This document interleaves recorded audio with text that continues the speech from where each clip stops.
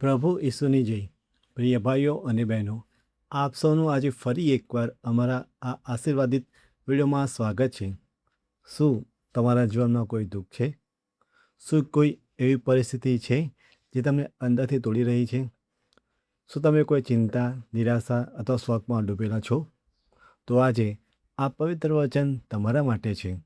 આજે આપણા વાલા પ્રભુ ઈસુ ખ્રિસ્ત પોતાના પવિત્ર વચન દ્વારા આપણને આશા, શાંતિ અને સાંત્વન આપવા માંગે છે. કદાચ દુનિયા તમને સમજી ન શકે, પરંતુ પ્રભુ તમારા દરેક આંસુ, દરેક દુઃખને જાણે છે. તો ચાલો વિશ્વાસ અને નમ્ર હૃદય સાથે આપણા વાલા પ્રભુ ઈસુના પવિત્ર અવાજને તેના પવિત્ર વચનમાં સાંભળીએ. આજનું પવિત્ર વચન માંથી અધ્યાય 5 કડી 4. શોકમાં ડૂબેલાઓ પરમ સુખી છે, તેમને સાંત્વન મળશે. પ્રિય ભાઈઓ અને બહેનો, આજનું પવિત્ર વચન આપણે જ્યારે ધ્યાનથી વાંચીશું ત્યારે ખબર પડશે કે આપણે ઈશ્વરને પૂરી રીતે જાણી નથી શક્યા, ઓળખી નથી શક્યા અને તેમને પ્રેમ પણ નથી કરી શક્યા. આજે આપણા જીવનમાં જીવન તો જીવીએ છીએ, પણ થાય છે શું કે આપણે ઈશ્વર કરતાં પૃથ્વી ઉપરની બધી વસ્તુઓનો લોભ લાલચ પાછળ આપણું મન વધારે હોય છે. એટલે જ્યારે આપણને તે મળે કે ના મળે, તેના ઉપર જ આપણું સુખ દુઃખ ટક્યું હોય છે. આપણે જો સાચેમાં ઈશ્વરને પ્રેમ કરતા હોય તો તેમને જાણ્યા હોત, તેમના પ્રેમને જાણ્યો હોત, તેમની પવિત્ર અને મહાન યોજના જે આપણા માટે છે તેને જાણી હોત, આપણે સત્યને જાણ્યું હોત, આપણે સાચું જ્ઞાન પ્રાપ્ત કર્યું હોત. પણ આપણે તો અધૂરી વાત સાથે, અધૂરા જ્ઞાન સાથે ઈશ્વરમય જીવન જીવવાની કોશિશ કરીએ છીએ, એટલે આપણે ખુશ રહી નહીં શકતા. પણ જે સત્ય છે, જે પરમેશ્વરની પવિત્ર અને મહાન યોજના છે, આપણું વતન જે સ્વર્ગ છે, તે વિશે જાણવાની જરૂર છે. આપણી પાસે આ જ્ઞાન નથી હોતું, એટલે આપણે દુઃખમાં ને દુઃખમાં જીવન જીવતા હોઈએ છીએ. દુઃખના ઊંડાણમાં એટલે કે શોકમાં ડૂબ્યા રહીએ છીએ. પણ સાચી વાત એ છે કે આ પૃથ્વી ઉપર જે આપણે જીવન જીવીએ છીએ, એ તો આપણે રસ્તામાં છીએ. જેમ પરમેશ્વરનું પવિત્ર વચન જણાવે છે તેમ આપણું વતન સ્વર્ગ છે. એટલે આપણે જ્યાં સુધી આપણું ઘર, આપણા વતન નહીં પહોંચીએ ત્યાં સુધી થોડી તકલીફ રહેવાની જ. કેમ કે બીજી બાજુ શૈતાન પણ કાર્ય કરી રહ્યો છે. તે તેના રાજ્ય માટે પણ કાર્ય કરી રહ્યો છે.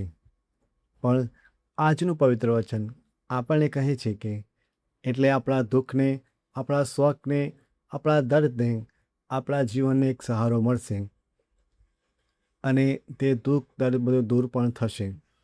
એટલે આગળ વચનમાં કહ્યું છે તેમ જે લોકો શોકમાં ડૂબેલા છે તે પરમ સુખી છે.